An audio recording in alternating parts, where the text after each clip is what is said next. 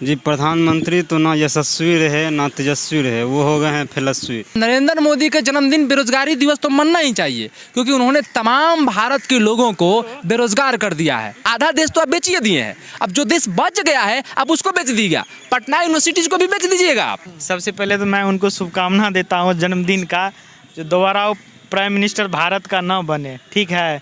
क्योंकि इस बार अगर भारत का प्राइम मिनिस्टर बन गया तो जितना दवाल आप देख रहे हैं ना, इस सब को बेच देगा। ये मोदी का बाप बनाया है कि पटना कॉलेज हैं, यहाँ से खाली टैक्स लेगा, यहाँ पे प्रोफेसर कौन देगा यूनिवर्सिटी में। उन्होंने वादा किया था जो हर साल हम 2 करोड़ नौकरी देंगे, 6 करोड़ को बेरोजगार हर साल कर रहे हैं। कहाँ है नौकरी, कहाँ है रोजगार। बेरोजगार दिवस आज मन रहा है, इसी से जान लीजिए नरेंद्र मोदी को अंदर थोड़ी भी शर्म होगी ना तो वो इस्तीफा दे देना चाहिए उनको। युवा वोट दे दिए, लेकिन अब उनको अपनी गलती समझ में आ गई है, तो अब वो अपनी गलती का पश्चाताप कर रहे हैं बेरोजगारी दिवस ट्रेंड चला के। बधाई देने का तो ना दिल से इच्छा है, ना हमारा मस्तिष्क कह रहा है कि हमारा चेतना कह रहा है कि उनको बधाई देना चाहिए। क्योंकि अगर हम अपने आसपास देखते हैं कि पटना के ही एरिया में कई सारे ऐसे लोग हैं, आप पटना कॉलेज के स्टूडेंट को लिए MA PhD विभिन्न तरह के कोर्स से पढ़ाई करके वो अभी तक बेरोजगार हैं। तो बेरोजगारी तो महसूस होती है ना पटना के सड़कों पे घूमने पे कि इतने ज़्यादा लोग बेरोजगार हैं, तो फिर हम उन्हें किस बात की बधाई दें। आज प्रधानमंत्री नरेंद्र मोदी का जन्मदिन है और ट्विटर पर ट्रेंड कर रहा है बेरोजगार दिवस, प्रधानमंत्री रोजगार दो, अनएम्प्लॉयमेंट डे। अभी हम पटना विश्वविद्यालय के कैंपस में हैं, यहाँ पे कुछ लोग हैं, बात करेंगे उनसे। सर, प्रधानमंत्री का आज जन्म दिवस है, क्या कहेंगे? देखिए, आज प्राइम मिनिस्टर का जन्मदिन है। सबसे पहले तो मैं उनको शुभकामना देता हूँ जन्मदिन का, जो दोबारा वो प्राइम मिनिस्टर भारत का ना बने, ठीक है। क्योंकि इस बार अगर भारत का प्राइम मिनिस्टर बन गया तो जितना दवाल आप देख रहे हैं ना, इस सब को बेच देगा। अभी तो यहाँ पे टीचर उचर कुछ नहीं है, बस बिल्डिंग खड़ी है, वो भी ब्रिटिश काल का बनाया हुआ है। आज पूरा बिहार के युवा, देश के युवा प्राइम मिनिस्टर के जन्मदिन को बेरोजगार दिवस के रूप में मना रहे हैं। हम लोग भी उसी इंतजार में बैठे हैं कि कहीं से केक का जुगाड़ करे, मोदी जी का जन्मदिन मनाए।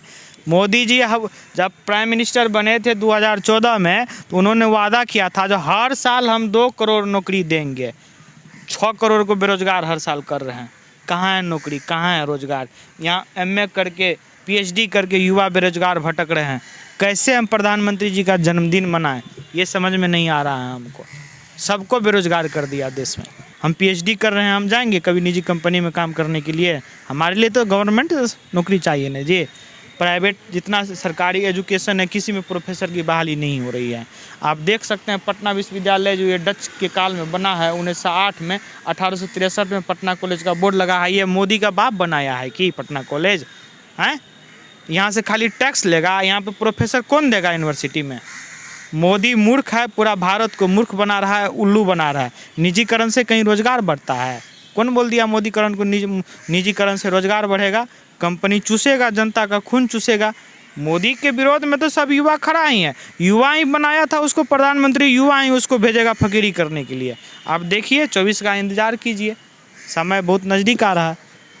आपका नाम क्या हुआ? मेरा नाम नीरज यादव है। एक और हैं, आपका नाम क्या हुआ सर?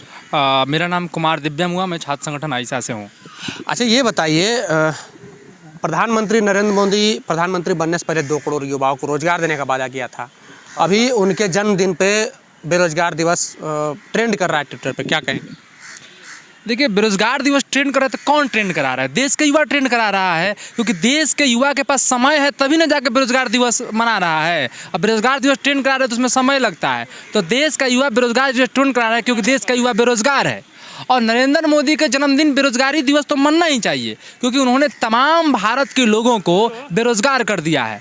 बिहार की अगर बात कीजिएगा तो बिहार सबसे युवा प्रदेश है, और सबसे युवा प्रदेश होने की वजह से यहाँ पर युवाओं की संख्या बहुत ज़्यादा है, लेकिन बेरोजगारी भी यहाँ पर सबसे ज़्यादा है।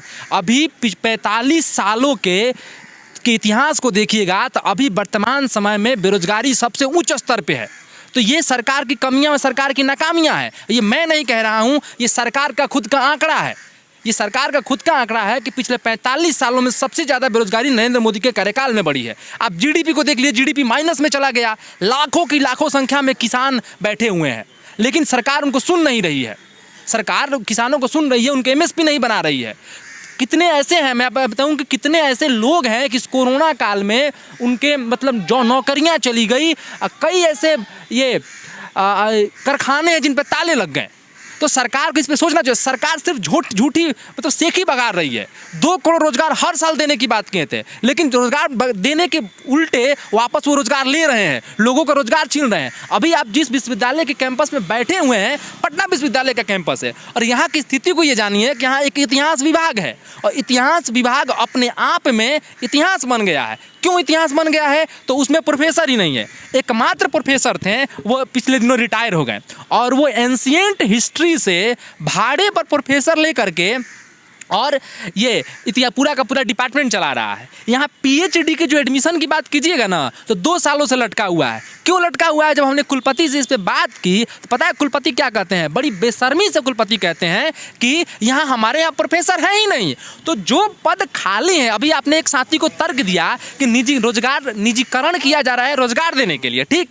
तो भाई जो पद खाली है उस पर तो पहले आप भर्ती करो सरकारी पदों पर।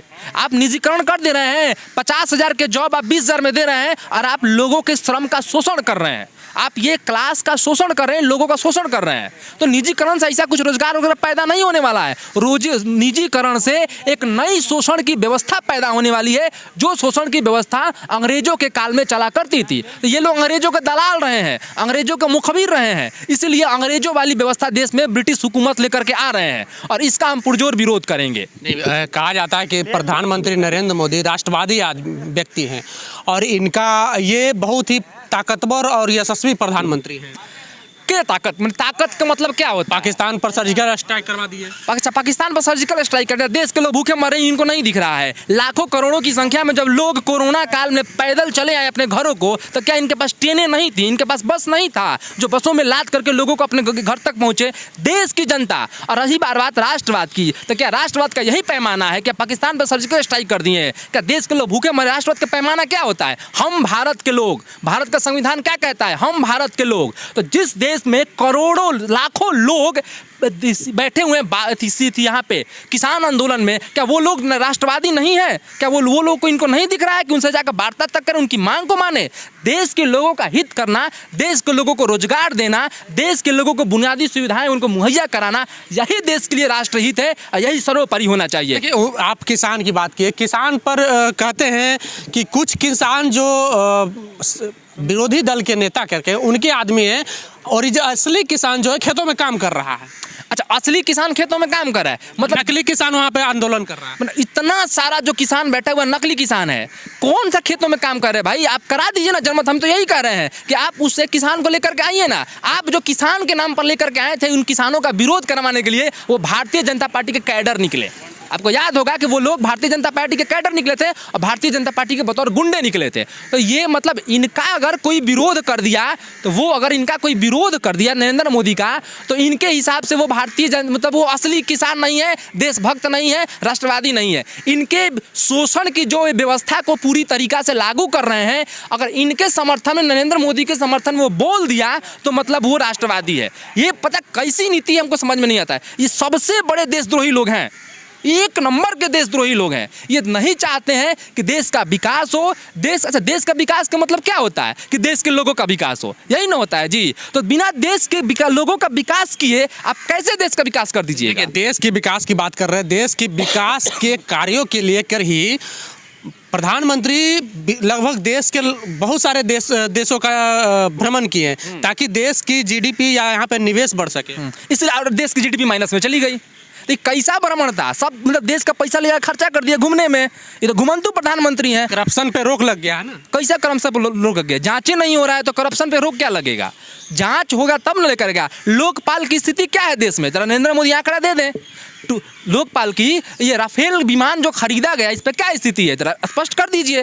तो आप जांच नहीं कराइएगा, पेगासस कराइएगा। जितना घोटाला हो रहा है उसका जांच नहीं कराइएगा, लेकिन आपके खिलाफ जो बोल रहा है उसकी जांच कराइएगा, उसकी फोन टैपिंग कराइएगा। तो यही तो ऐसे थोड़े ना होता है। पेगासस जो कांड हुआ, इस पर क्या सरकार ने एक्शन लिया? नहीं, ये सरकार नहीं करवाई है। सरकार नहीं करवाई है। ये अंतर्राष्ट्रीय साजिश है। गृह मंत्री कहे कि देश को तोड़ने की साजिश की जा रही है पेगासस पे। अच्छा, देश को तोड़ने की साजिश कर रहे थे, तो पेगासस हुई किसकी है? जितने लोग सरकार के खिलाफ में बोलते हैं, तो इस बात को सरकार ने स्पष्ट क्यों नहीं करती है? सरकार इस बात को स्पष्ट करे कि सरकार ने नहीं करवाया है। प्रधानमंत्री की को कैसे बधाई देंगे? जन्म दिवस है उनका, कम से कम उनको बधाई तो दे दीजिए। हाँ, प्रधानमंत्री को बहुत बहुत बधाई देंगे कि बड़ी दुर्भाग्य है इस देश का कि प्रधानमंत्री जी कुर्सी पर बैठ गए हैं। इस देश का दुर्भाग्य है कि प्रधानमंत्री नरेंद्र मोदी जी आप कुर्सी पर बैठ गए हैं, और हम यह बड़ी मतलब दुखद मन से इतने दिनों से जो आप लोगों को झिला रहे हैं, हम पूरी देश की जनता से अपील करेंगे कि यही आपके लिए बेहतर होगा, इस देश के हित में बेहतर होगा, इस देश के स्वास्थ्य के लिए बेहतर होगा कि आप अगली बार से कुर्सी पर ना बैठे और आप किसी भी प्रधानमंत्री अपना बने। वरना देश जो बचा खुचा है, आधा देश तो आप बेचिए दिए हैं, अब जो देश बच गया है आप उसको बेच दीजिएगा। पटना यूनिवर्सिटीज़ को भी बेच दीजिएगा आप, यहाँ तो आ चुके हैं एक बार, तो आधा धीरे धीरे देश बेच रहे हैं पूरा का पूरा। और एक बात और जान लीजिए, सरकार का कंट्रोल उनके हाथ में थोड़े ना है, अब अंबानी अडानी के हाथ में है, उनके हिसाब से उनको चलना पड़ता है। ये कैसे कह रहे हैं? हम कह रहे हैं एमएसपी लागू कर दें एमएसपी लागू, नहीं जो 3 कृषि कानून आई है उसको ले ले वापस। उतना जो लोग बैठा है वो देश के जी है ना जी, देश के जनता है ना, देश के लोग हैं ना जी, आप उनको देश का नागरिक मानते हैं ना बाकायदा। वो तो नागरिक संशोधन कानून में भी बाहर नहीं हुए हैं, ये जो नागरिक संशोधन कानून लेकर आए थे उसमें भी बाहर नहीं हुए हैं। तो बेरोजगार दिवस आज मन रहा है, इसी से जान लीजिए नरेंद्र मोदी को अंदर थोड़ी भी शर्म होगी ना तो वो इस्तीफा दे देना चाहिए उनको। कुछ और लोगों से बात करें। क्या नाम हुआ आपका? जी, मेरा नाम आनंद राज हुआ। अच्छा, क्या करते हैं आप? जी, अभी हम एडमिशन कराने के लिए बीएससी पार्ट 1 में आए हैं यहाँ। उम्र क्या है आपकी? जी, अभी 17.5 साल उम्र है जी।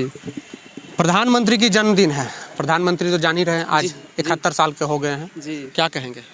जी, सबसे पहले तो उनको बधाई है, लेकिन बधाई के साथ साथ हम यह कहना चाहेंगे कि हमारे देश में आज हमें भी अखबारों के माध्यम से जब हम अध्ययन करते हैं तो हमें भी पढ़कर यह मतलब अचंभा हो जाता है कि आज हमारे सभी क्षेत्रों में जो सरकारी क्षेत्र हैं उनको निजीकरण किया जा रहा है, अर्थात हमारे देश में पूंजीवादी जो अर्थव्यवस्था है उसकी ओर अग्रसर हो रहा है हमारा देश, जिससे इसका एक ही निष्कर्ष निकलता है कि हमारे देश में भविष्य में बेरोजगारी ही बढ़ेगी। चूँकि समाजवादी अर्थव्यवस्था जो कहा जाता है कि हमारे भारत में मिश्रित अर्थव्यवस्था है, वो जो है धीरे धीरे अब पूंजीवादी अर्थव्यवस्था के रूप में तब्दील हो रहा है।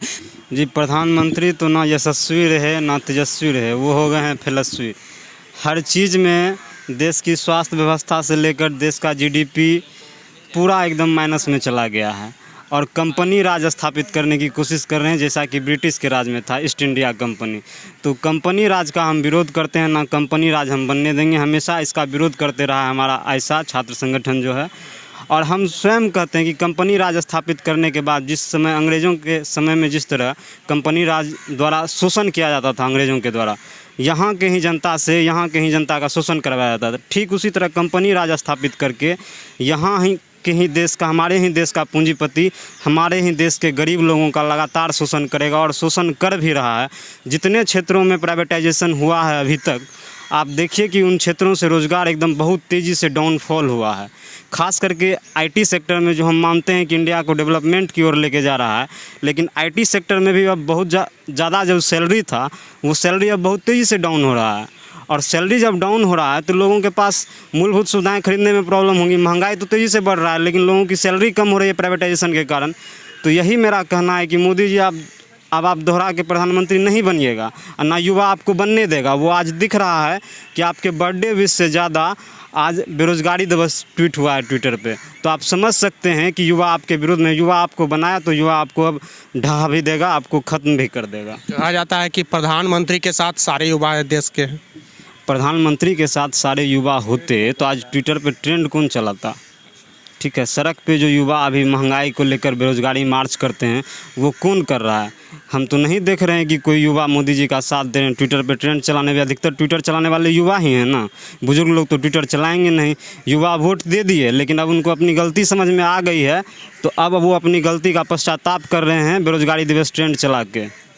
अच्छा, खैर ये तो राजनीतिक बात हुई। आपको अगर प्रधानमंत्री को बधाई देना हो तो कैसे दीजिएगा? बधाई देने का तो ना दिल से इच्छा है, ना हमारा मस्तिष्क कह रहा है कि हमारा चेतना कह रहा है कि उनको बधाई देना चाहिए, क्योंकि अगर हम अपने आसपास देखते हैं कि पटना के ही एरिया में कई सारे ऐसे लोग हैं, आप पटना कॉलेज के ही स्टूडेंट को लिए MA PhD विभिन्न तरह के कोर्स से पढ़ाई करके वो अभी तक बेरोज़गार हैं। तो बेरोज़गारी तो महसूस होती है ना पटना के सड़कों पे घूमने पे कि इतने ज़्यादा लोग बेरोज़गार हैं, तो फिर हम उन्हें किस बात की बधाई दें। आपको हमारा ये रिपोर्ट कैसा लगा आप हमें कमेंट सेक्शन में बताएं। अगर आप यूट्यूब चैनल पर देख रहे हैं तो चैनल को सब्सक्राइब कर लें, फेसबुक पेज पे देख रहे हैं तो पेज को लाइक कर लें। मिलते हैं अगले वीडियो में। जय भीम, जय भारत।